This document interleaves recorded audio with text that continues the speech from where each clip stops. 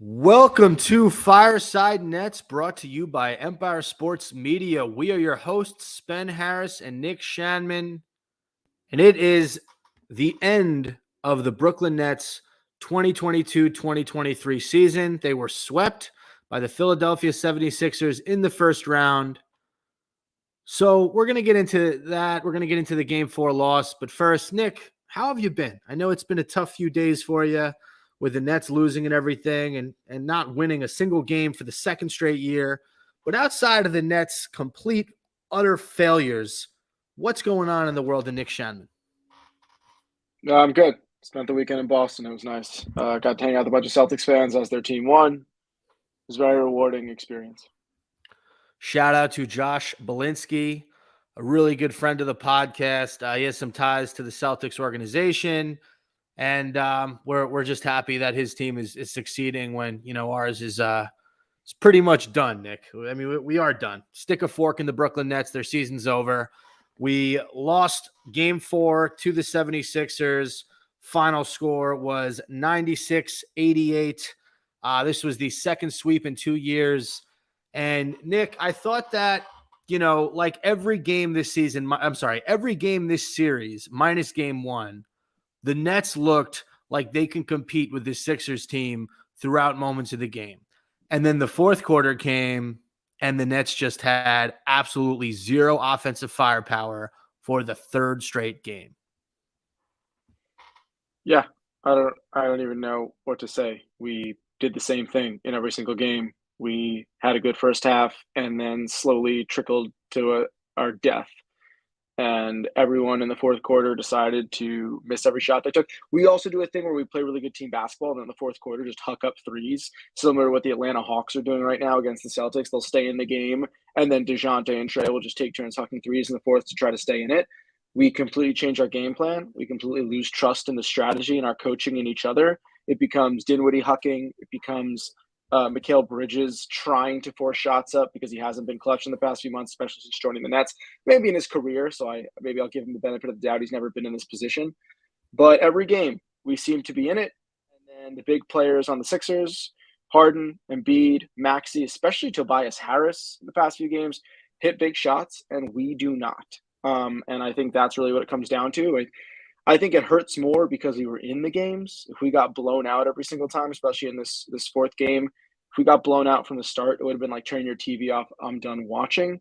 The fact that we do stay in the games, we do make it a fight. We look at times 10, 12 minutes in a row like a very complete, well-distributed passing team, and then it just falls off the rails. So, listen, we knew this was a rebuilding next couple of years after we made the big trade, got rid of all our stars, Durant, Harden, Kyrie, but it doesn't make it hurt any less, especially because we could have stolen one or two of those games in the first four.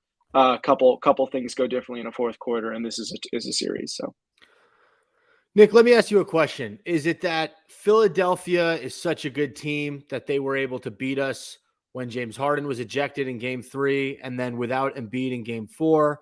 Or are the Nets just that flawed offensively to the point where no matter what happened, we were going to pretty much lose every single game? I think it's a little bit of both, especially on paper. I mean, look at the player comparisons, right? We're looking at Spencer Dinwiddie, Nick Claxton, Mikal Bridges versus James Harden, Joel Embiid, Tobias Harris. And then if you look at our fourth, right, you're looking at like a Royce O'Neal, a Seth Curry versus a Tyrese Maxey. I can argue that Tyrese Maxey was their one in this series from a scoring perspective. I was going to say the same thing. You could put then Maxey, you could put him in the discussion as not only a top three, but the one or two after Embiid. So on paper, talent-wise, they're a better, more complete, put-together team than we are. They've been building more than we have over the past few years. We keep resetting, so it hurts our chemistry, hurts the pieces being put together in the right ways. So it is talent, but it's also heart. And I'm seeing this a lot in the NBA playoffs against some of these losing teams. I see it in the T-Wolves. Karl Anthony Towns trots around like he's trying to get his, but doesn't really care about the team.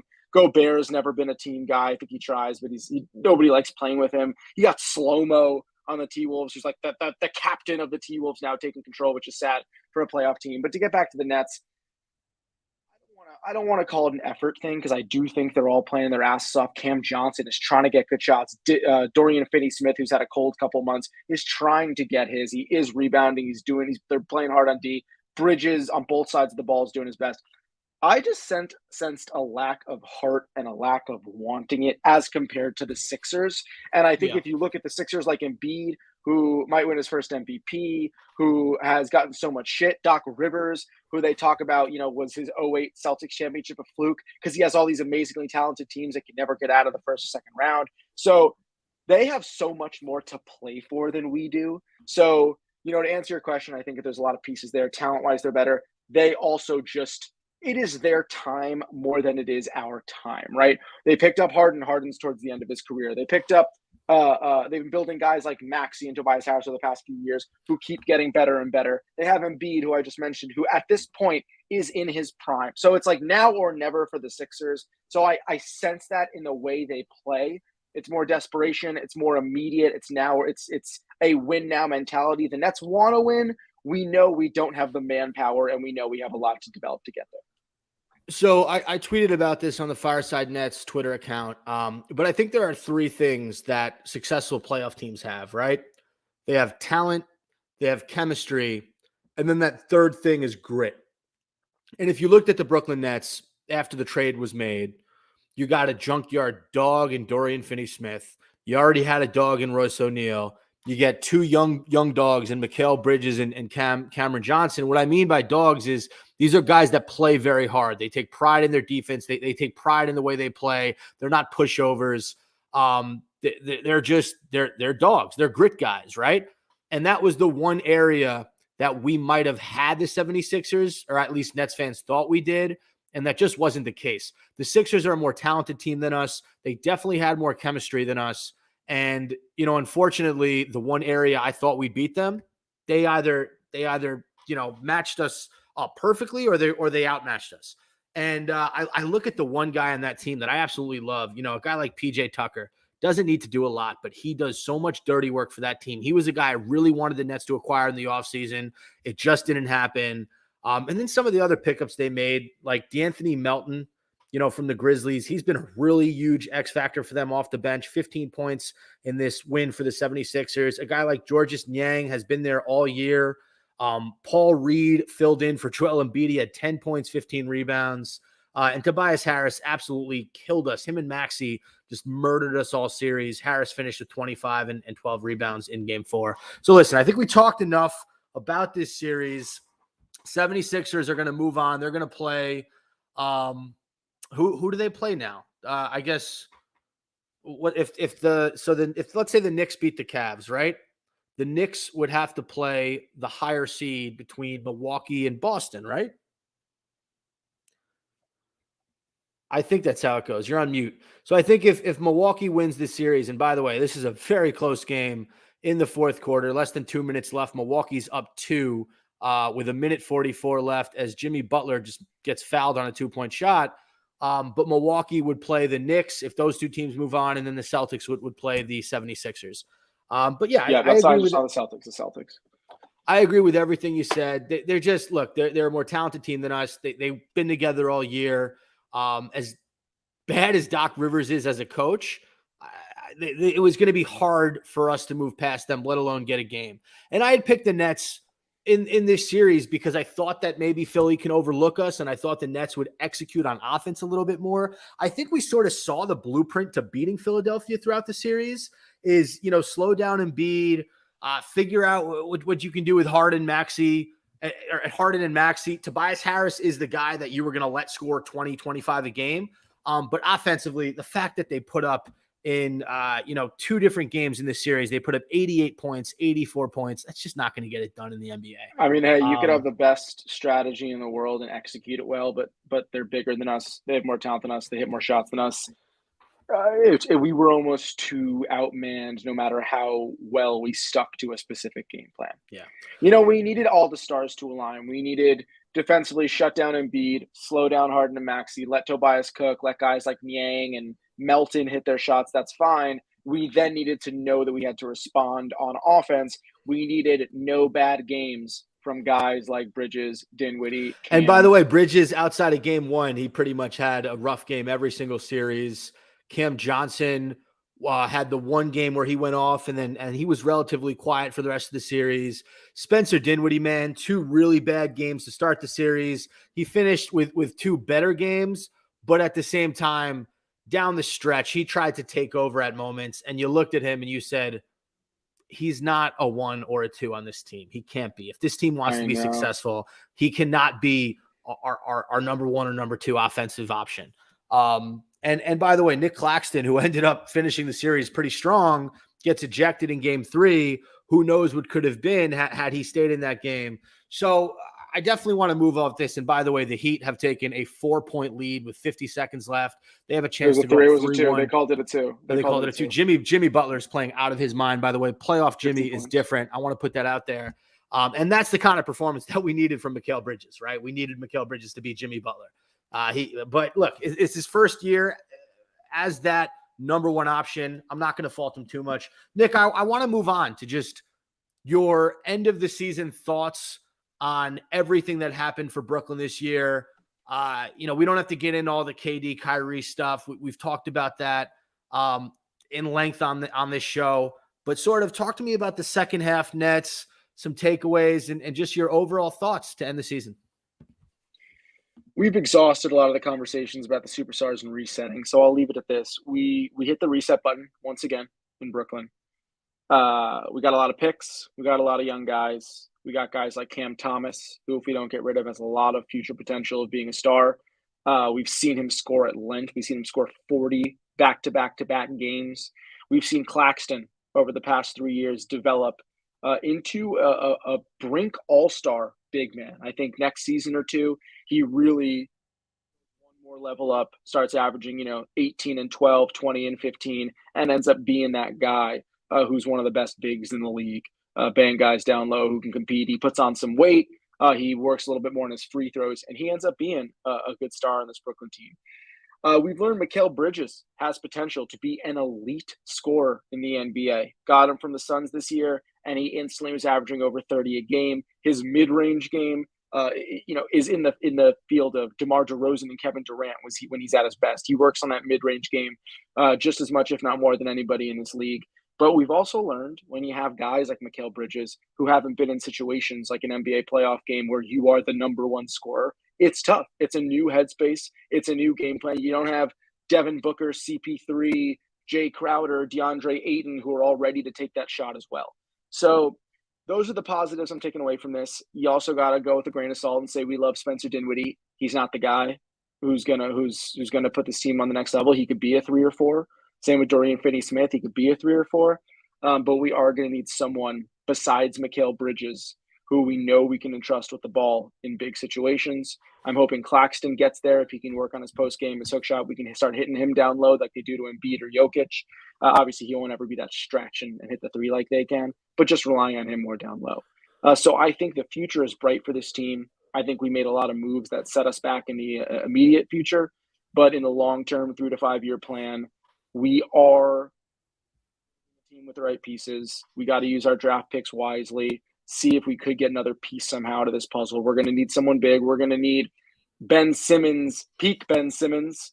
We're going to need Ben Simmons to be an actual factor on this team to make him worth it. So the future is uncertain, but I think given the talent we have right now, we make a couple smart moves. We are back to being an elite team in a couple years. The one guy I didn't hear you talk about was Cam Johnson. I like Cam Johnson. You can disagree with me. I don't see him being more than a Tobias Harris. He's obviously not as big, as much of a rebounder, but a guy that you're probably going to let take those bigger shots in those moments. I think he's a solid shooter. I think he's got a good basketball IQ. I don't see Cam Johnson developing into a Devin Booker type. Yeah, no, I agree with that. I mean, I think what Cam Johnson does is extremely unique. I think he's a guy, he's a bigger wing. He can hit the 3. He can put the ball on the floor. He's got a nice mid-range shot. He was cold the first few weeks as a Brooklyn Net. It took him a little while to get acclimated, but once he got going, I thought that, at times he looked like our second best player after Mikal Bridges. And I really liked what he did in game, I think 2 it was, where he went off. He had the dunk on Embiid. He's got some serious potential. Now the Nets have a choice to make on Cam Johnson in the offseason. They have to decide if they're going to pay him the money that him and his team wants. And I'm sure they want a lot, because he's that kind of player that if the Nets don't retain his services, he can sign with a Houston, with a Detroit for a lot of money, a younger team, and he can sort of be that veteran presence on a younger team. But I definitely, so you shared your end of the season thoughts. Here are mine. Once Kevin Durant and Kyrie Irving were traded, I think every single Brooklyn Nets fan knew we can kiss any sort of championship aspirations for the 22-23 season goodbye. That was number one. Then it became, well, are we even going to make the playoffs? And I'd like to commend Jacques Vaughn. I know Nets Twitter is pretty split on him. I don't think he had a good series coaching. I think he was rough with his rotations. There were guys that probably should have got some run, like an Edmund Sumner, over Seth Curry or Joe Harris. Joe Harris was absolutely atrocious in this series. So I think his time as a Brooklyn Net is coming to an end, unfortunately, for all the Joe fans out there. He's just not right for this team. And I think he can help, a team that has all the places, all the guys in their roles, and they can use like an 8th, 9th guy who can hit threes occasionally. It didn't make sense for the Nets. And the Nets had too many of that player, right? We had Patty Mills, we had Seth Curry. 0 for 3, 0 for 2 were the last 3-point lines for Joe Harris. Yeah, so his time is done in Brooklyn. But I'll tell you this. I commend Jacques Vaughn for getting this team to the 6th seed. The fact that they avoided the play-in was absolutely huge. And I thought that, just talking about the regular season, I thought they did a good enough job, given the fact that they hadn't really played together at all. But, experience comes out in the postseason. Guys who have been there before are able to sort of showcase what they can do, and guys who haven't, it's a little bit tougher. So I thought we sort of ran into a buzzsaw in Philadelphia, but overall, I guess I'd say that disappointed is not the right word to use. I was unhappy that it didn't work out with the superstars, but based on what we've done, I think, look, we could have tanked the rest of the season. This team could have missed the playoffs. And then we're talking about, well, okay, what are we going to trade Mikal Bridges for? What are we going to trade Cam Johnson for? Can we do a sign and trade with Cam Johnson? Like, how are we going to get rid of Clax to get more picks? We're not in that position, Nick. We are in a very unique position where the Brooklyn Nets can go a lot of different directions.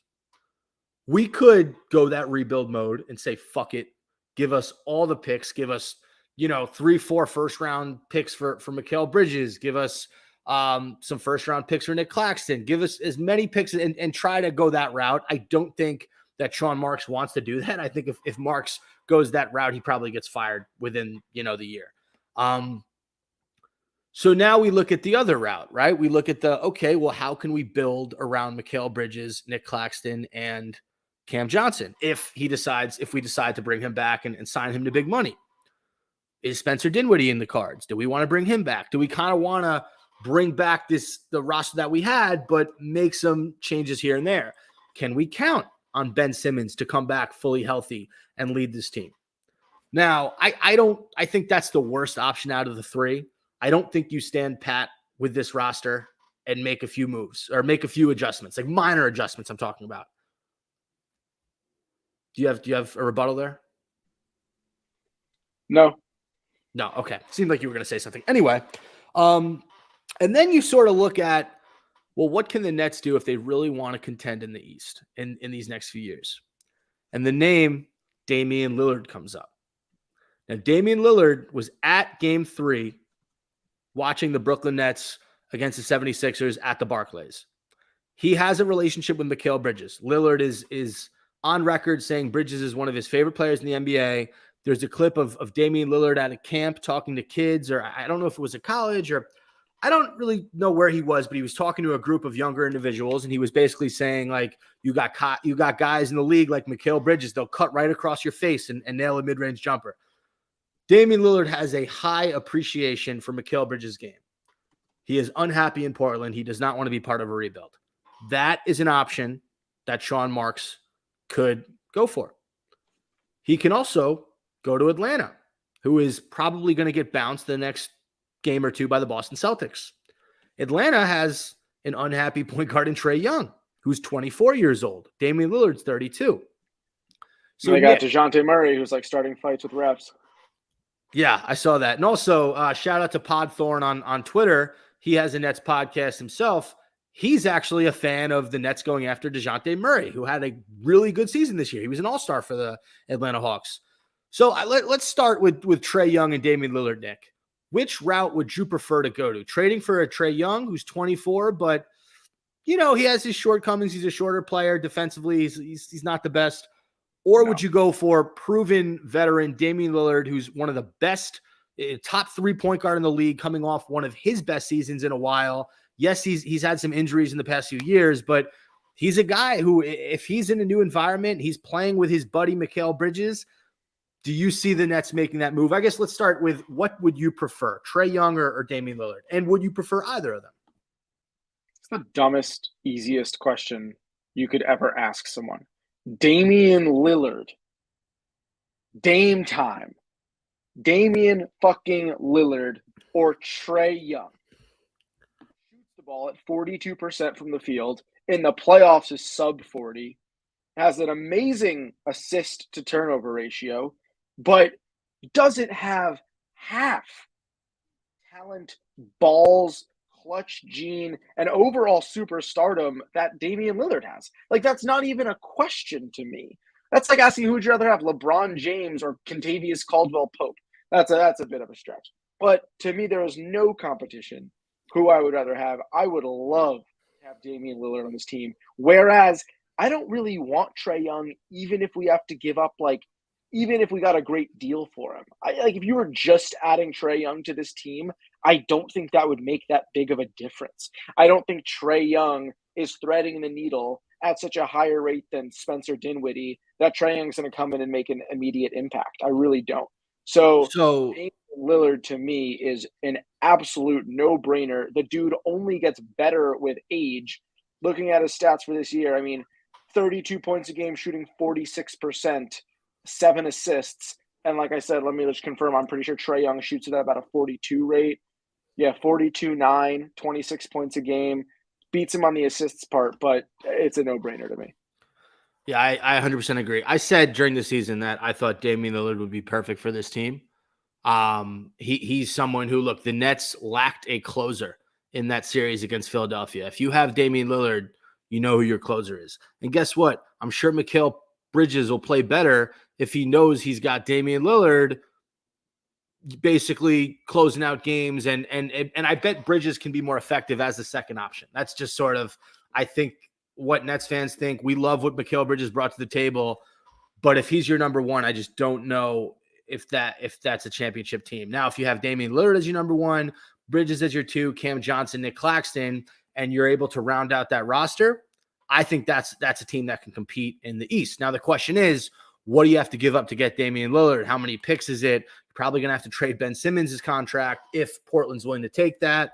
So do you, I guess you answered my question, but you like the idea of Lillard in Brooklyn. You think that the Nets could make that work? And I guess, would you be able to rank them amongst the best in the East if we were to acquire Lillard? I think the Lillard-Claxton combination would absolutely slaughter.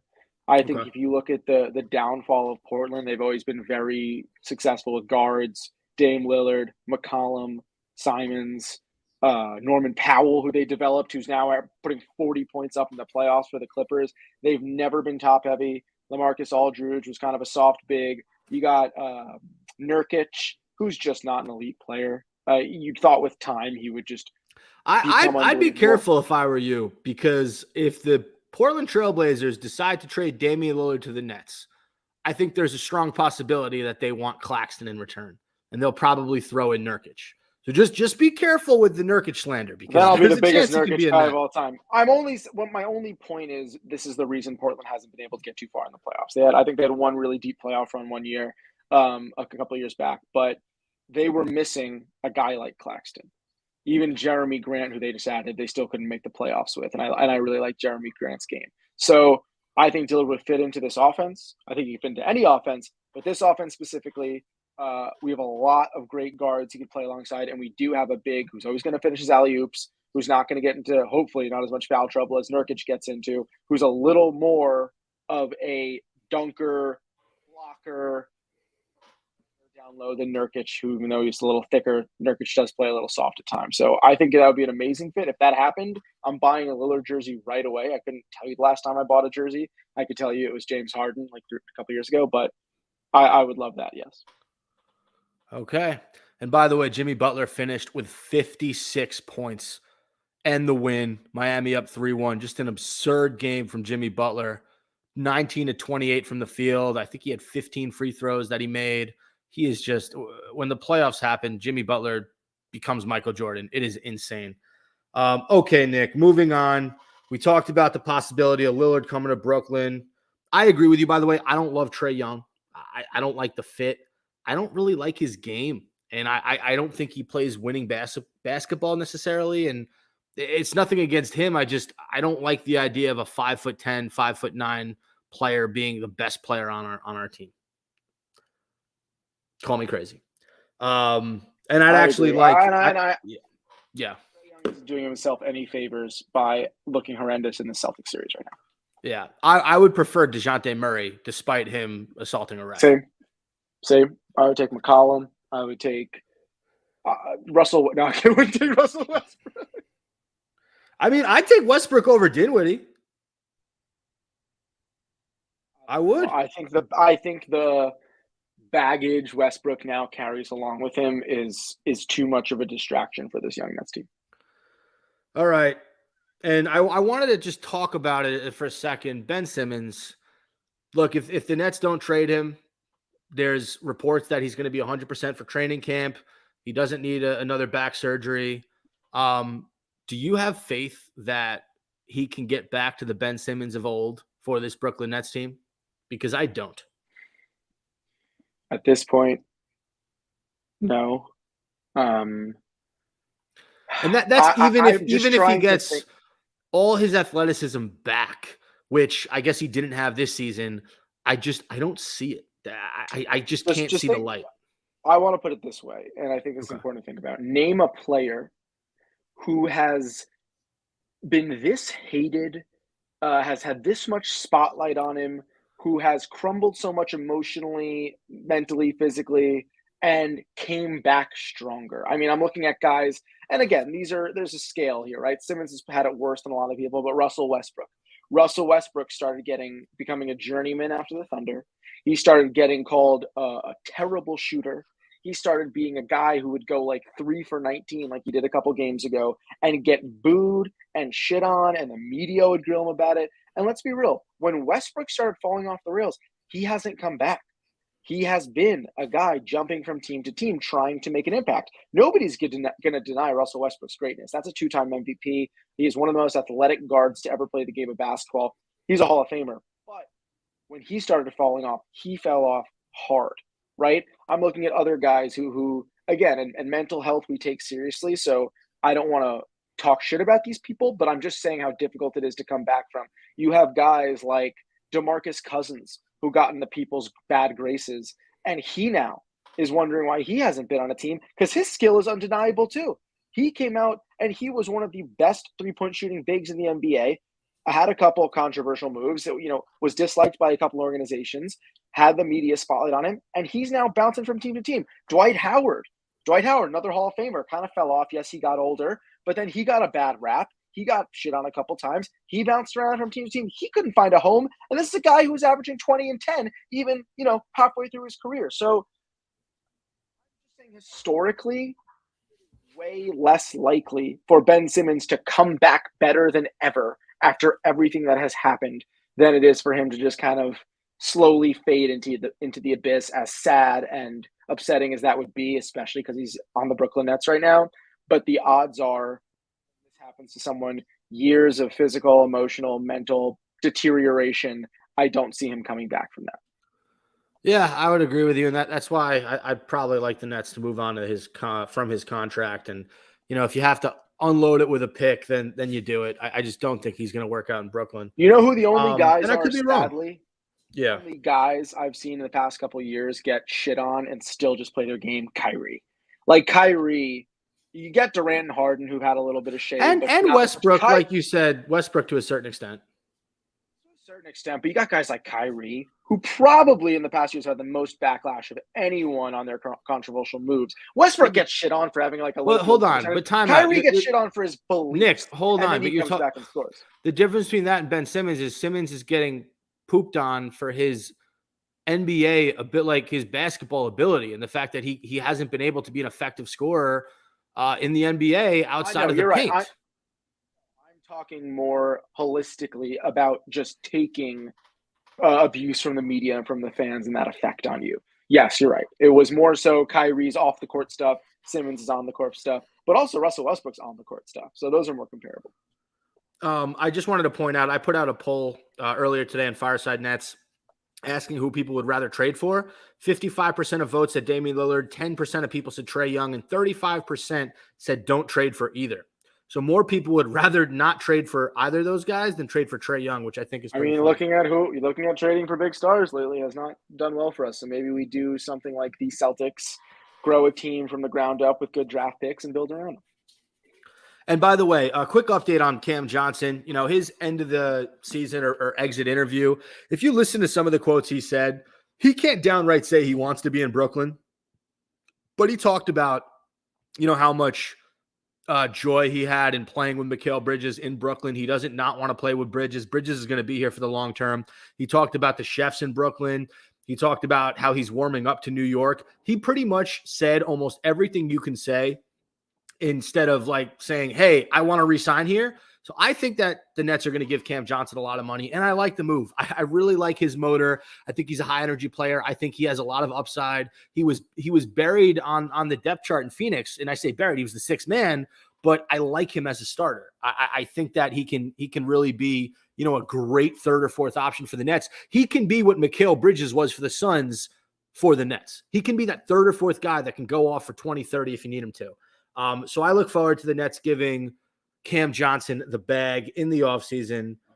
Nick, really fast, I want to do end of the season grades. I'm going to give you a name. You're just going to give me a grade from A to F, and then I'll give my own grade right after. You ready?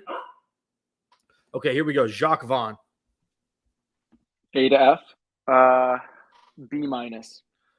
I'll give him a B. I think that's fair. I'll give him a B. Sean Marks. D. Really? What's your reasoning? You never know what the fuck is going on or what direction we're going to go in, and it flip-flops every 6 months. So if I had to give you a grade for his tenure with the big three, I would say, or big two with KD and Kyrie, I would say that's a lot lower. For this season specifically, I actually give Sean Marks a C+. And I say that because for what he was able to get from KD, from the Suns, was huge. Now, I don't think he really maximized his trade value with Kyrie Irving. I thought while Dinwiddie and Dorian Finney-Smith had their moments, and Dinwiddie, by the way, had a really good second half for the Brooklyn Nets. He averaged like 9 assists a game. I thought that, maybe you could have got a better piece than Dorian Finney-Smith. I don't think DFS really made sense for this Nets team. And I wouldn't be surprised if he's not back in a Nets uniform next year. Speaking of Mikal Bridges, what would you give him in terms of a grade during his tenure as a Brooklyn Net this year? A minus. I can't fault a guy if he doesn't come up clutch when he went from averaging 17 to 30 points a game. I think he took a leap. I think there's only more from here, but A minus and not an A because of the lack of clutch minute takeovers and shots I needed from him. Yeah, I'll go A minus too. I'll 100% agree with you. If he were able to close out games for us and make an impact in the playoffs outside of game one, I would probably give him an A. But because he kind of faltered there, I give him an A minus. Cam Johnson, what's your grade for Cam Johnson? A minus. See, I give him a B. I thought that Johnson was inconsistent a lot of times. I thought he finished out the year really well. But he had some games that he looked, he was getting like 14, 15 off terrible shooting but again, numbers. Put that into perspective of the jump he had to take. from being a 6 to a 3. These things have to be in consideration of how much these guys had now put on their plate. Mikal Bridges, Cam Johnson, Spencer Dinwiddie were now running a team as opposed to supporting a team. Final two guys to grade. Nick Claxton. A-. I know I keep saying A-. Again, I love the jump he took, but there are still games where he's not a factor, and that's going to happen occasionally. We can't have that be every 2 games he just doesn't show up. He needs to find consistency. He needs to be a threat every game, especially because our backup is Day'Ron Sharpe, who we don't want to play. So I'll give him an A-. He's come very far. Again, there's a next step in his game that will take him to an A, will take him above and beyond. I'll give him a B+. I think there were a lot of moments that he wasn't there when we needed him, especially in the 76ers series. You also saw a little bit of a dip in performance when KD and Kyrie left. But I think a B+ is a fair grade for him. I think he still has another level he can get to. And finally, we end with Spencer Dinwiddie. What grade would you give him? B-. I think going into it, we thought Spencer Dinwiddie was kind of the rock and the most consistent guy in terms of hitting open shots, being familiar with this Nets organization in the past. I think he tried to do way too much. He had no touch down low with the passes to Claxton. His alley-oop game was some of the worst I've seen in a while watching the NBA. He took a lot of ill-advised shots towards the end. I like his confidence. I like that he wants to be the guy, but he's not. Mikal Bridges is the guy. And for him, I'll put fault on both of those players. It's Bridges, too, needing to demand the ball in those situations.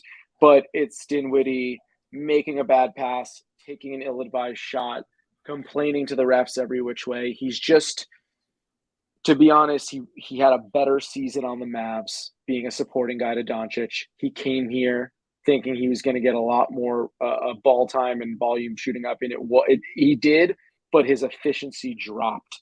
And so to me, it's taking a step back and realizing he needs to still be a supporting cast member. See, I'll give him a B because I thought the fact that he had, he went from being a guy in Dallas who wasn't a decision maker, playing off of Luka Doncic, to being a guy in Brooklyn where he had to get everybody involved. He had to be, not just the point guard, but essentially the game manager for these Brooklyn Nets.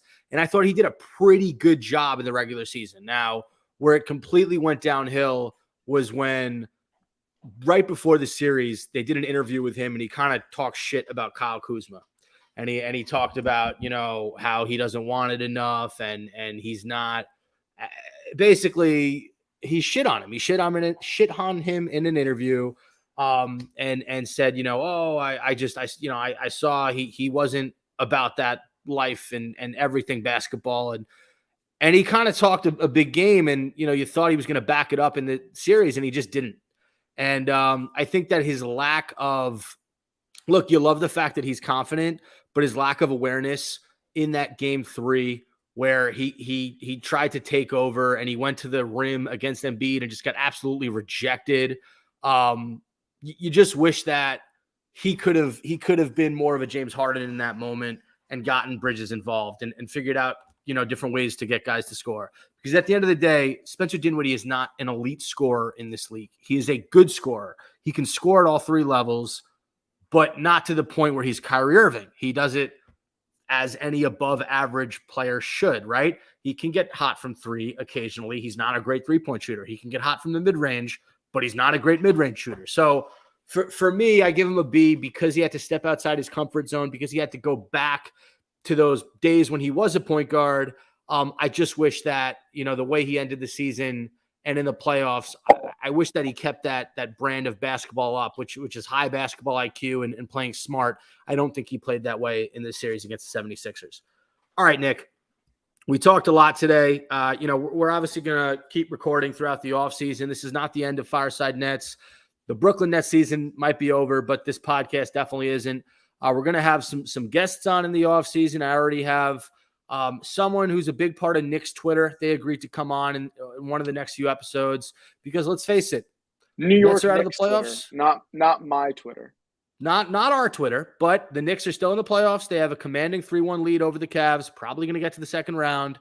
So we're going to bring in someone from Knicks Twitter to talk about the New York Knicks and also share their thoughts on the Nets and why there's so much tension between the fan bases. Now, Nick, before I end the show, I did just want to get your prediction for the finals. What do you think based on everything that's happened so far? Who are we seeing from the West? Who are we seeing from the East?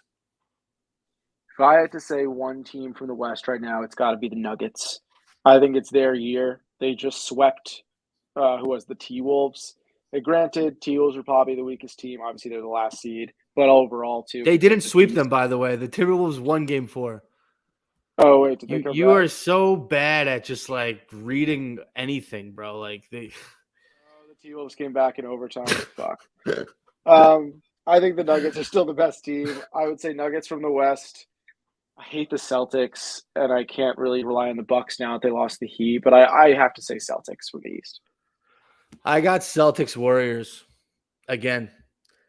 Oh, Don't God. sleep on the I guess- Warriors. I like Do the not Kings, sleep though. I on the like the Warriors. Kings. Yeah, they're playing without De'Aaron Fox in game 5. Oh, I didn't know that shit. He's hurt. He's doubtful. He fractured his index finger, I think. Okay. Yeah, my pick is Celtics Warriors, and just give me the Warriors championship again. Right now that the Nets are out, obviously I don't want the Knicks to win. I think the Bucks are going to lose this series now that the Heat are playing well. I see the Celtics coming out of the East, and then in the West, look, the Lakers are giving the Grizzlies a run for their money. Nuggets are very good. And, you still have the Suns. It's surprising that neither of us mentioned the team with Kevin Durant. They have a legitimate shot to go to the championship.